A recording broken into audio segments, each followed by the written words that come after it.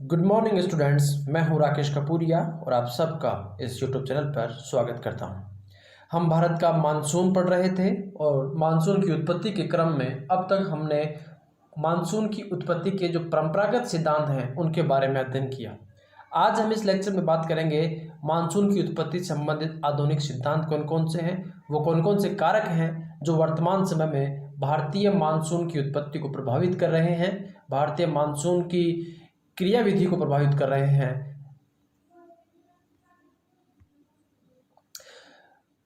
Monsoon experiment या मोनेक्स एक experiment था मानसून की उत्पत्ति और उसकी क्रियाविधि को समझने के लिए।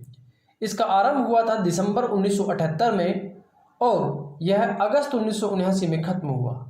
यानी कि लगभग एक साल का ये पूरा पीरियड मानसून के एक्सपेरिमेंट को लेकर के था कि हिंद महासागरीय क्षेत्र में, खास करके हिंद महासागरीय क्षेत्र में वास्तव में मानसून की उत्पत्ति किस प्रकार से होती है और उसकी क्रियाविधि किस प्रकार की है, इस चीज़ को समझने का प्रयास किया गया था। इस मोनेक्स प्रोग्राम में जो महत्वपूर्ण सहयोगी संगठन थे वो थे WMO world meteorological organisation, WWW USSR, India, US, China, Japan. ये कुछ महत्वपूर्ण सहयोगी संस्थाएं और राष्ट्र थे जिन्होंने मिलकर के और आपसी सहयोग से पता लगाने का प्रयास किया कि भारतीय मानसून की उत्पत्ति कैसे होती है और यह किस प्रकार से कार्य करता है। वास्तव में इस मोनेक्स प्रोग्राम का उद्देश्य था मानसूनी पवनों के परिसंचरण को समझना हिंद महासागरीय क्षेत्र में, खास करके हिंद महासागरीय क्षेत्र। इसका जो पर्टिकुलर एरिया था इस एक्सपेरिमेंट का वो हिंद महासागर था, अरब सागर, बंगाल की खाड़ी और जो दक्षिणी चीन सागर है वो वाला पूरा एरिया जो था वो इसका एक्सपेरिमेंटल साइट थी जहां पर एक्सपेरिमेंट किया गया और ये पता लगाने का प्रयास किया गया कि वास्तव में मानसूनी पवनों के परिसंचरण किस प्रकार से होता है और इस परिसंचरण को समझने का प्रयास किया गया। वास्तव में मोनेक्स प्रोग्राम जो था वह दो चरणों में पूरा हुआ।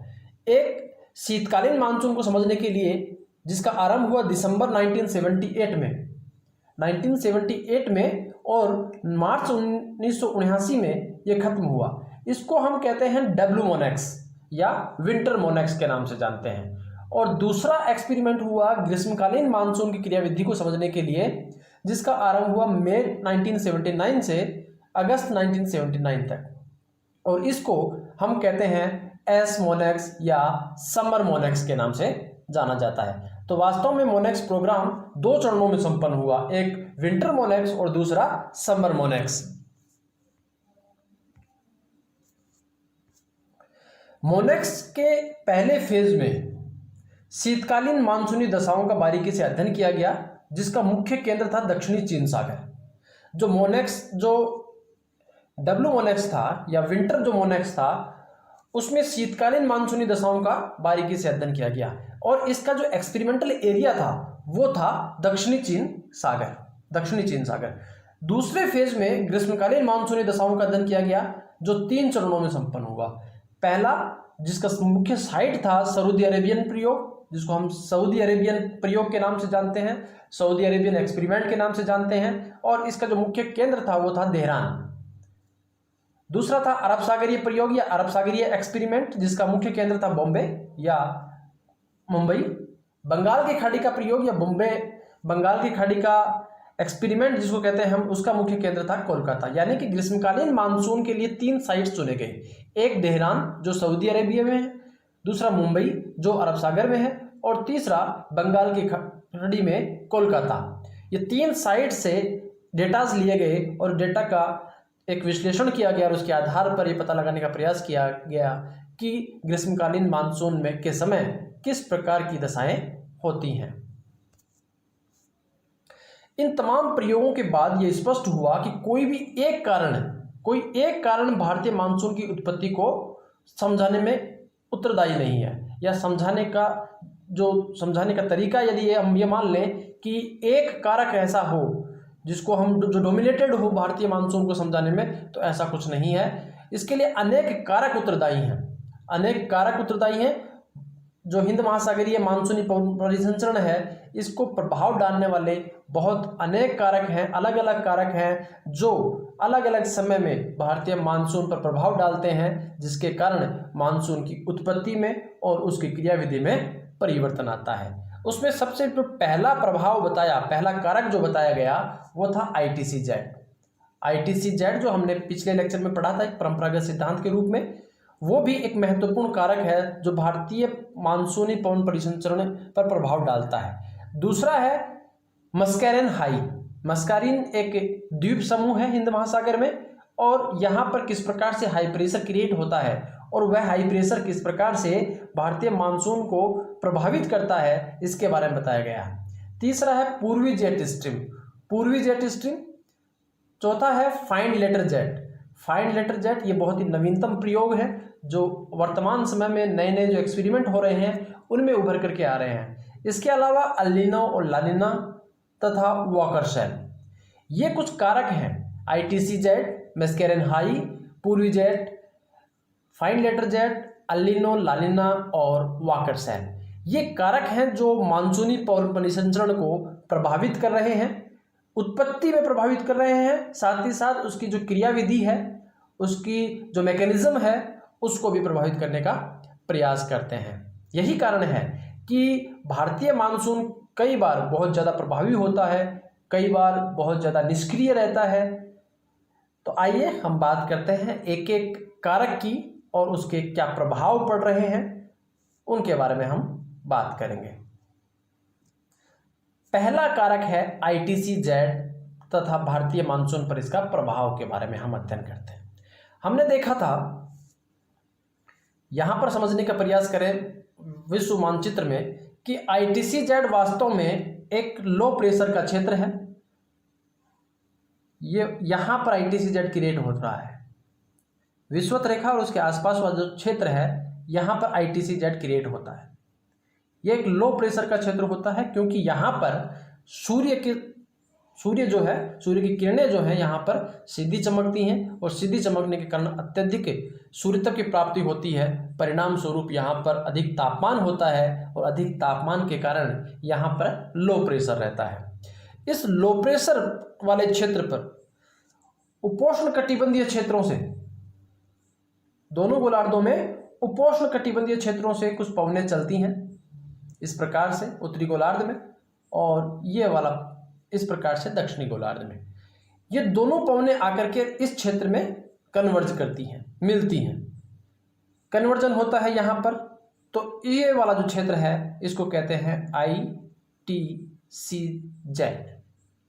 यहाँ पर चूंकि एक लो प्रेशर का क्षेत्र है और दोनों गोलार्धों से, उपोष्ण कटिबंधीय उत्तरी गोलार्ध से और उपोष्ण कटिबंधीय दक्षिणी गोलार्ध से पवनें आकर के मिल रही हैं, और ये मिलकर के अत्यधिक गर्मी के कारण, अत्यधिक उष्मा के कारण ये पवनें ऊपर उठ जाती हैं, ऊपर उठती हैं, ठीक है ना। ऊपर उठने के साथ साथ यहाँ पर लो प्रेशर क्रिएट होता है। तो ये एक लो प्रेशर का क्षेत्र है वास्तव में, जहां पर उत्तरी गोलार्ध दक्षिणी गोलार्ध से व्यापारिक पवनें आकर के मिलती हैं।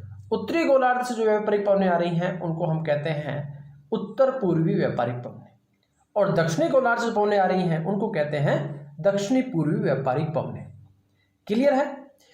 अब होता क्या है, इसके मैकेनिज्म को समझने का प्रयास करिए कि जब शीतकाल होता है, शीतकाल के समय सूर्य दक्षिणायन होता है, तो ऐसे में ITC-Z भी दक्षिणी गोलार्ध में होता है, क्योंकि जहां सूर्य का ताप साफ पड़ रहा हो, सीधा पड़ रहा हो सूर्य का ताप, वहां पर अत्यधिक उष्मा होगी, तो वहीं पर ITC-Z होगा।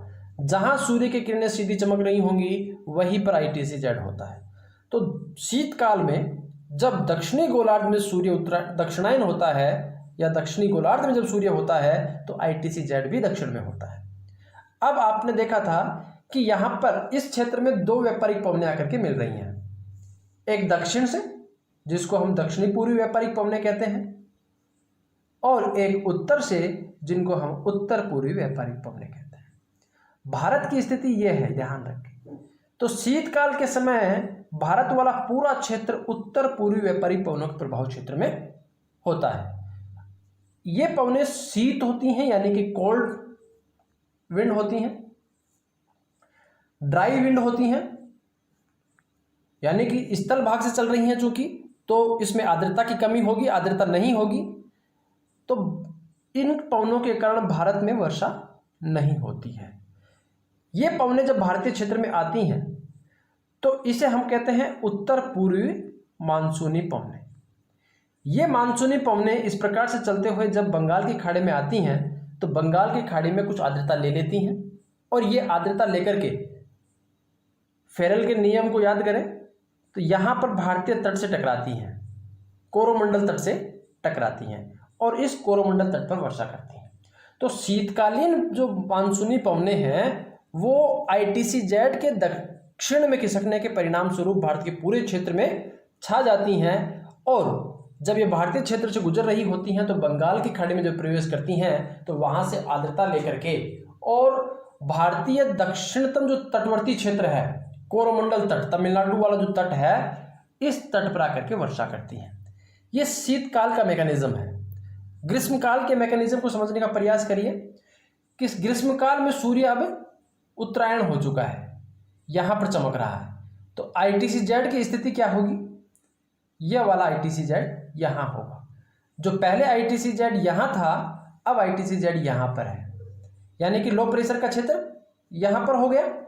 तो अब उत्तर पूर्व से आने वाली व्यापारिक पवनें यहां पर आकर के मिल रही हैं और दक्षिण पूर्व से आने वाली व्यापारिक पवनें इस प्रकार से चल रही हैं। यह भारतीय क्षेत्र है, तो इस समय यहां पर दक्षिण पूर्वी व्यापारिक पवनें भारतीय क्षेत्र में आ रही होंगी। क्लियर है?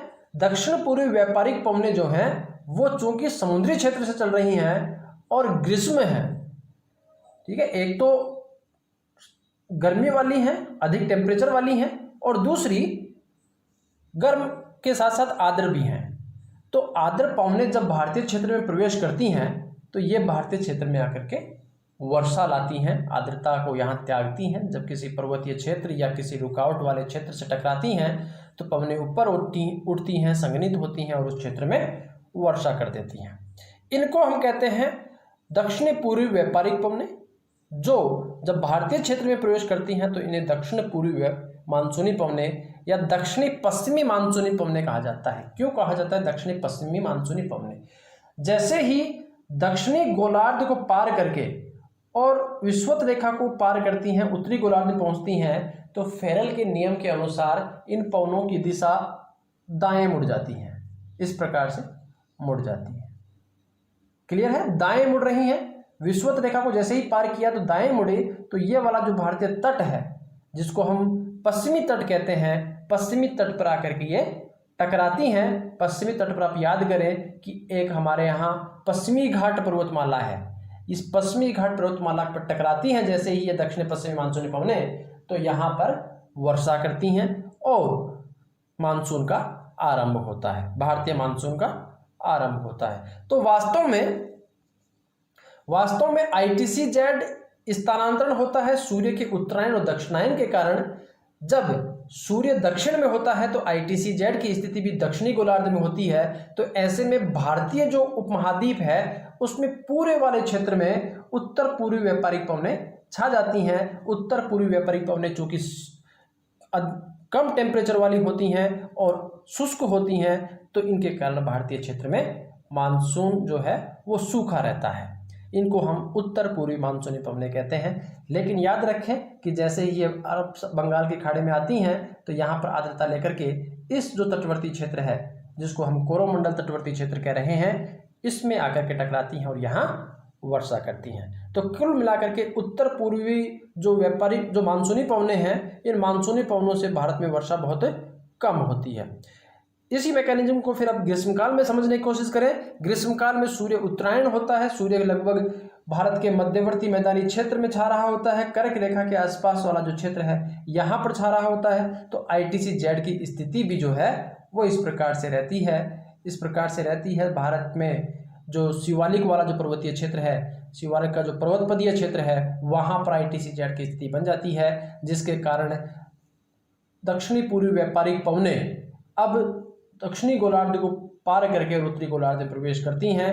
तो यहाँ पर इन पवनों की दिशा थोड़ी सी मुड़ जाती है फेरल के नियम के अनुसार, और ये पवनें दक्षिणी पश्चिमी मानसूनी पवनों के नाम से जानी जाती हैं, जो भारत के पश्चिमी तटवर्ती क्षेत्र से टकराती हैं, पश्चिमी घाट से टकराती हैं और भारत में मानसून की उत्पत्ति होती है। तो ITCZ वास्तव में सूर्य के उत्तरायण और दक्षिणायन के साथ साथ परिवर्तित हो रहा है, और जिसके कारण भारत में उत्तर पूर्वी तथा दक्षिणी पश्चिमी मानसूनी पवनों की उत्पत्ति हो रही है। मुझे उम्मीद है कि ये लेक्चर ये जो टॉपिक है वो आपको पूरी तरह से समझ में आ गया होगा।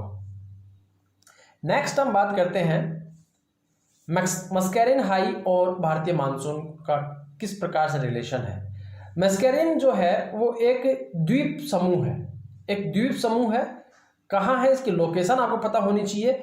ये अफ्रीका महाद्वीप वाला क्षेत्र है, ये अफ्रीकन महाद्वीप वाला क्षेत्र है, और इस अफ्रीकन महाद्वीप वाले क्षेत्र में यहाँ पर मेडागास्कर है। इस मेडागास्कर के पास में यहाँ पर छोटे छोटे द्वीप समूह हैं जिसको हम मस्कैरिन कहते हैं, मस्कैरिन आइलैंड्स कहते हैं। वास्तव में मस्कैरिन आइलैंड जो हैं वो हिंद महासागर के द्वीप समूह हैं। अब इस मैकेनिज्म को समझने का प्रयास करें कि मस्कैरिन जो द्वीप समूह है वो भारतीय मानसून को किस प्रकार से प्रभावित कर रहा है। ग्रीष्मकाल के समय चूंकि उत्तरायण रहता है सूर्य, और ITCZ भारत के लगभग मध्यवर्ती क्षेत्र में रहता है, लगभग मध्यवर्ती क्षेत्र में रहता है। यहाँ इस क्षेत्र में ITCZ रहता है। तो ऐसे में यहाँ पर लो प्रेशर का क्षेत्र है, यहाँ पर लो प्रेशर का क्षेत्र है, लेकिन साथ ही साथ चूंकि सूर्य उत्तरायण है तो यहाँ अत्यधिक सूर्य तक की प्राप्ति हो रही है। अब आप याद करें कि ये वाला जो पश्चिमी क्षेत्र है भारत का वो एक मरुस्थलीय क्षेत्र है। चाहे भारत हो, पाकिस्तान वाला जो क्षेत्र है ये भी थार का मरुस्थल है, द ग्रेट थार डेजर्ट यहाँ पर है। इसके साथ साथ ये वाला जो अरब का मरुस्थलीय क्षेत्र है ये भी यहाँ पर है। यहाँ पर बालू पाई जाती है। सूर्य की किरणें जब सीधी चमकती हैं, अधिक सूर्य तक की प्राप्ति होती है तो ये बहुत तेजी से गर्म हो जाती हैं, बहुत तेजी से गर्म होती हैं। तो यहाँ पर जो पवनें हैं वो सेवन्य तरंगों के रूप में ऊपर उठती हैं, सेवन्य तरंगों के रूप में ऊपर उठती हैं। ऊपर उठती हुई पवनों का तापमान जो है वो कम होता है, ये भारी होती हैं और आकर के इस क्षेत्र में आकर के गिर रही हैं, मस्कैरिन आइलैंड पर गिर रही हैं, मस्कैरिन आइलैंड पर आकर के गिर रही हैं। और जो कि ये पवनें ठंडी हैं तो यहाँ का जो टेम्परेचर होगा उसको और ठंडा कर देंगी, ठंडा करेंगे तो यहाँ पर प्रेशर जो है हाई हो जाएगा, हाई प्रेशर हो जाएगा। इसी को हम कहते हैं मस्कैरिन हाई, यानी मस्कैरिन जो वाला जो आइलैंड क्षेत्र है यहाँ पर भारतीय थार के मरुस्थलीय क्षेत्र और अरब के मरुस्थलीय क्षेत्र से ऊपर उठी हुई पवनें आकर के गिर रही हैं और यहाँ के टेम्परेचर को कम कर रही हैं। परिणाम स्वरूप यहाँ पर हाई प्रेशर क्रिएट होता है और इस हाई प्रेशर से पवनें फिर भारतीय क्षेत्र में प्रवेश करती हैं। तेजी से दक्षिण पश्चिमी मानसून के रूप में पवनें भारत के स्थलीय क्षेत्र की ओर भागती हैं, क्योंकि यहाँ पर लो प्रेशर का क्षेत्र है, क्योंकि यहाँ पर लो प्रेशर का क्षेत्र है, यहाँ पर हाई प्रेशर का क्षेत्र है। तो पवनें तेजी से भारतीय उपमहाद्वीप में प्रवेश करेंगी और भारी अच्छी बारिश करेंगी, अच्छी बारिश करेंगी। तो मस्कैरिन हाई कैसे पैदा हो रहा है? थार के मरुस्थलीय क्षेत्र और अरब के मरुस्थलीय क्षेत्र के गर्म होने के परिणाम स्वरूप सेवन्य तरंगों के रूप में पवनें ऊपर उठती हैं। ये पवनें ऊपर उठती हैं तो टेम्परेचर इनका कम होता है, भारी होती हैं और ये ला करके गिरती हैं यहाँ इस मस्कैरिन आइलैंड पर, जिसके कारण यहाँ पर टेम्परेचर जो है वो कम हो जाता है और कम टेम्परेचर का मतलब है हाई प्रेशर, और इस हाई प्रेशर से लो प्रेशर की ओर पवनें तेजी से भागती हैं तो भारतीय मानसून जो है वो प्रभावी हो जाता है। मस्कैरिन हाई समझ गए और भारतीय मानसून के साथ इसका संबंध भी उम्मीद है कि आप समझ गए होंगे। अगला है पूर्वी जेट स्ट्रीम और भारतीय मानसून के बीच में क्या संबंध है। वास्तव में जो मोनेक्स प्रोग्राम था उसी मोनेक्स प्रोग्राम में एक भारतीय जलवायुवेता थे पी कोटेश्वर साहब। इन्होंने बताया कि किस प्रकार से तिब्बत का पठारी क्षेत्र एक पूर्वी जेट स्ट्रीम की उत्पत्ति करता है। वास्तव में जेट स्ट्रीम क्या होती है? जेट स्ट्रीम ऊपरी वायुमंडल में चलने वाली पवनें होती हैं, जो पवनें अपने उच्च दाब और निम्न दाब यानी कि बायोमेट्रिक ढाल के समानांतर चलती हैं। इस चीज़ को समझने का प्रयास करिए कि जनरली क्या होता है कि पवनें चलती हैं हाई प्रेशर से लो प्रेशर की ओर, हाई प्रेशर लो प्रेशर, तो पवनें इस प्रकार से चलती हैं। लेकिन जेट स्ट्रीम के साथ क्या होता है कि चूंकि इन पवनों की उत्पत्ति होती है ऊपरी वायुमंडलीय क्षेत्र में, क्षोभ मंडल के आसपास जो ऊपरी वायुमंडलीय क्षेत्र है, क्षोभ मंडल का जो ऊपरी हिस्सा है, वहां पर जेट स्ट्रीम की उत्पत्ति होती है। वहां पर घर्षण बल कार्य नहीं करता, जो फ्रिक्शनल फोर्स है वहां पर कार्य नहीं करता, जिसके परिणाम स्वरूप पवनें हाई प्रेशर और लो प्रेशर यानी कि प्रेशर ग्रेडियंट के समानांतर चलती हैं। बहुत तीव्र गति से चलने वाली पवनें होती हैं, पी कोटेश्वरम महोदय ने क्या बताया कि चूंकि ग्रीष्म काल में सूर्य उत्तरायण हो रहता है और भारत का जो तिब्बत वाला जो क्षेत्र है या हिमालय जो क्षेत्र है उसके पर्वतपदीय क्षेत्रों में ITC-Z की स्थिति होती है, यानी कि अत्यधिक सूर्य तप की प्राप्ति और लो प्रेशर का क्षेत्र। तिब्बत का पठार जो है वो एक नग्न पठार है, जहां पर आर्द्रता बहुत कम है, पेड़ पौधों की जो उपलब्धता है वो बहुत कम है, या नगण्य प्रकार के वहां पेड़ पौधे पाए जाते हैं। किसी प्रकार के पेड़ पौधे या वनस्पति तिब्बत के पठारी क्षेत्र में नहीं पाए जाते हैं, एक प्रकार से नग्न पठारी क्षेत्र है। तो जैसे ही सूर्य उत्तरायण होता है तो सूर्य की सीधी किरणें यहाँ पर पड़ती हैं, तो यहाँ पर टेम्परेचर बहुत ज़्यादा हो जाता है। तिब्बत के पठारी क्षेत्र में टेम्परेचर अधिक हो जाता है, जिसके परिणाम स्वरूप पवनें ऊपर उठती हैं, पवनें सेवने तरंगों के रूप में ऊपर उठती हैं। पवनें ऊपर उठती हैं तो पवन ऊपर उठेंगी तो जो नीचे वाला क्षेत्र होगा वो लो प्रेशर वाला क्षेत्र होगा। पवनें ऊपर उठ रही हैं, ठंडी हो रही हैं, तो यहाँ पर प्रेशर क्या करेंगी? हाई करेंगी। यहाँ पर लो प्रेशर हो जाएगा, यहाँ पर हाई प्रेशर हो जाएगा। इस हाई प्रेशर और लो प्रेशर के समानांतर पूर्व से पश्चिम की ओर पवनें चलती हैं, जिनको हम पूर्वी जेट स्ट्रीम कहते हैं। तिब्बत का पठारी क्षेत्र याद रखना, तिब्बत का पठारी क्षेत्र एक नग्न पठारी क्षेत्र है। सूर्य जब उत्तरायण होता है तो सूर्य की किरणें इस क्षेत्र में सीधी चमकती हैं, जिसके परिणाम स्वरूप यह तिब्बत का पठारी क्षेत्र गर्म हो जाता है। गर्म होने के कारण यहाँ से सेवन्य तरंगों के रूप में पवनें ऊपर उठती हैं, जिसके परिणाम स्वरूप नीचे लो प्रेशर और ऊपर हाई प्रेशर की स्थिति बनती है। यहाँ पर हाई प्रेशर की स्थिति बनती है, जिसके परिणाम स्वरूप इस हाई प्रेशर और लो प्रेशर वाला जो क्षेत्र है, इस हाई प्रेशर और लो प्रेशर वाले क्षेत्र के समानांतर कुछ पवनें चलती हैं, जिनको हम पूर्वी जेट स्ट्रीम कहते हैं। इनकी दिशा पूर्व से पश्चिम की ओर होती है। याद रखना, पूर्वी जेट स्ट्रीम एकमात्र जेट स्ट्रीम है जो गर्म जेट स्ट्रीम है। बाकी की सभी जेट स्ट्रीम्स ठंडी जेट स्ट्रीम्स हैं, लेकिन पूर्वी जेट स्ट्रीम जो है वो एक गर्म जेट स्ट्रीम है। जैसे ये जेट स्ट्रीम इस क्षेत्र में वापस आती है, इस क्षेत्र में आती है, तो इस क्षेत्र को और ज़्यादा गर्म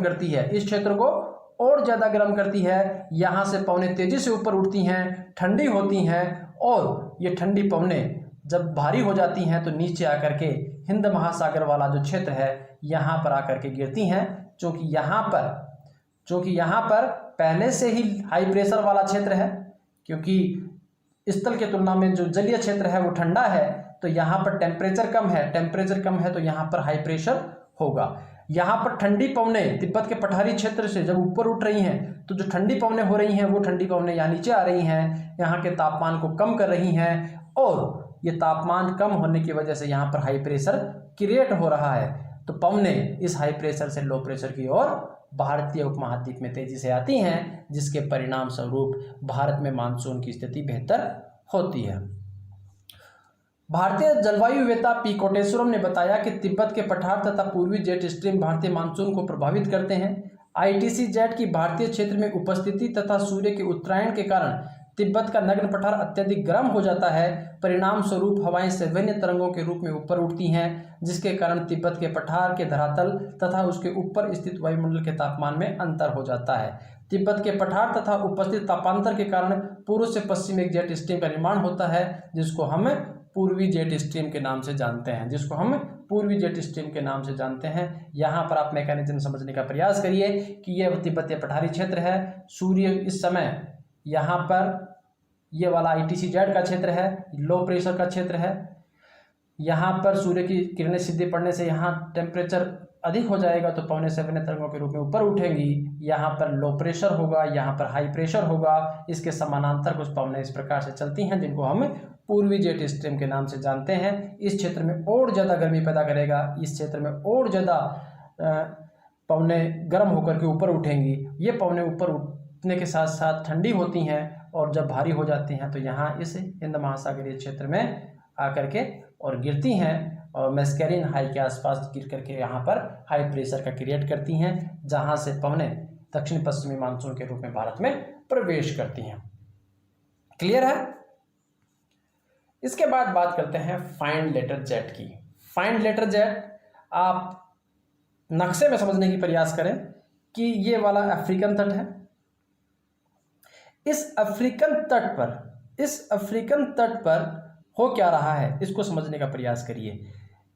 ये स्थल भाग है और ये जलीय भाग है। मेडागास्कर वाला द्वीप समूह ये है। इस मेडागास्कर द्वीप समूह के पास में मोजाम्बिक चैनल में एक गर्म जलधारा मिलती है, गर्म जलधारा आती है। ये गर्म जलधारा है। मोजाम्बिक चैनल मेडागास्कर अफ्रीका के बीच वाला जो क्षेत्र है इसको मोजाम्बिक चैनल कहते हैं और यहाँ पर एक गर्म जलधारा आ रही है, जो गर्म जलधारा इस क्षेत्र के तापमान को बढ़ा देती है। इसके साथ साथ ही अफ्रीका में केन्या के आसपास वाला जो क्षेत्र है यहाँ पर एक पर्वत है, किलिमंजारो पर्वत। ये वाले जो देश दिख रहे हैं यहाँ पर किलिमंजारो पर्वत है, जो अत्यधिक ऊंचा होने के कारण यहाँ पर हिमटोपियाँ पाई जाती हैं। हिमटोपियाँ पाई जाती हैं और हिम का तापमान क्या होगा? कम होगा।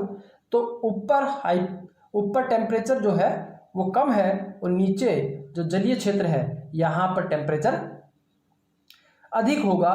परिणाम स्वरूप एक बैरोमेट्रिक ढाल बन रहा है, हाई प्रेशर और लो प्रेशर बन रहा है। जो पर्वत की चोटी है, किलिमंजारो का पर्वतीय क्षेत्र है, यहाँ पर हाई प्रेशर होगा और नीचे वाला जो क्षेत्र है यहाँ पर लो प्रेशर होगा। तो हवाएं यहाँ पर इस प्रकार इन दोनों के समानांतर चलती हैं, जिसको हम कहते हैं फाइंड लेटर जेट। वास्तव में बहुत से भूगोलवेत्ता इसको जेट नहीं मानते, लेकिन वर्तमान समय में ये एक जेट है जो अफ्रीकन महाद्वीप में पाए जाने वाली किलिमंजारो पर्वत और मोजाम्बिक चैनल में चलने वाली गर्म जलधारा के तापमान में अंतर के परिणाम स्वरूप उत्पन्न होती है। तापमान में अंतर के परिणाम स्वरूप उत्पन्न हो रही है। अफ्रीका के तटवर्ती क्षेत्र से पवनें, चूंकि ऊपर वाला जो क्षेत्र है वो हाई प्रेशर वाला है और नीचे वाला जो क्षेत्र है वो लो प्रेशर वाला क्षेत्र है। तापांतर दोनों का अंतर है, प्रेशर में दोनों में अंतर है। हवाएं जो हैं ऊपरी वायुमंडल में वो इस प्रकार से चलती हैं और ये पवनें, ये जो जेट स्ट्रीम है, फाइंड लेटर जेट है, वो दक्षिणी पश्चिमी मानसूनी पवनों को तेजी से भारत की ओर धकेलती है। परिणाम स्वरूप भारतीय मानसून बेहतर होता है, भारतीय मानसून की उत्पत्ति होती है। तो मेडागास्कर के पास मोजाम्बिक चैनल में गर्म जलधाराओं का मिलना तथा अफ्रीका के किलिमंजारो पर्वत पर हिमटोपियों के कारण बड़ा तापांतर पैदा होता है। इस तापांतर के कारण फाइंड लेटर जेट की उत्पत्ति होती है और ये फाइंड लेटर जेट जो है वो दक्षिणी पश्चिमी मानसूनी पवनों को तेजी से भारतीय क्षेत्र की ओर ले जाता है, जिससे भारतीय मानसून की उत्पत्ति होती है। यहाँ पर आप समझने का प्रयास करें, ये मेडागास्कर वाला द्वीप है, ये मोजाम्बिक चैनल है, यहाँ पर एक गर्म जलधारा है, जिसके परिणाम स्वरूप ये जो तटवर्ती क्षेत्र है अफ्रीका का वो अत्यधिक गर्म हो जाता है। तो यहाँ पर अत्यधिक गर्म यानी कि अधिक तापमान के कारण लो प्रेशर का क्षेत्र बनता है। वही यहाँ इस क्षेत्र में किलिमंजारो पर्वत की जो चोटियाँ हैं वहाँ पर हिमटोपियाँ पाई जाती हैं। इन हिमटोपियों पर टेम्परेचर जो है कम होता है, हाई प्रेशर का क्षेत्र होता है। ऊपर हाई प्रेशर, नीचे लो प्रेशर, परिणाम स्वरूप जेट स्ट्रीम का निर्माण होता है, जिसको हम फाइंड लेटर जेट कहते हैं। और जो जेट स्ट्रीम है इसका निर्माण हो रहा है हाई प्रेशर और लो प्रेशर के समानांतर हो रहा है, क्योंकि जेट स्ट्रीम जो है ऊपरी वायुमंडल चलती है जहाँ पर घर्षण बल कार्य नहीं करता है, जिसके परिणाम स्वरूप हवाएं उच्च वायुदाब और निम्न वायुदाब के समानांतर चलती हैं। और यहीं पर इस प्रकार से दक्षिण पश्चिम मानसून पवनें चलती हैं, तो ये पवनें तेजी से इन पवनों को भारतीय क्षेत्र में लेके जाती हैं, जिसके कारण भारतीय मानसून की उत्पत्ति हो रही है। तो इस प्रकार से आपने इस लेक्चर में सीखा कि किस प्रकार से ITC-Z, मस्कैरिन हाई, पूर्वी जेट और फाइंड लेटर जेट भारतीय मानसून को प्रभावित कर रही हैं, उसकी उत्पत्ति, उसकी क्रियाविधि को प्रभावित कर रही हैं। इस लेक्चर में इतना ही। आगे हम पढ़ेंगे कि किस प्रकार से एल नीनो, ला नीनो और वॉकर सेल भारतीय मानसून की उत्पत्ति को प्रभावित करते हैं। धन्यवाद आप सबका।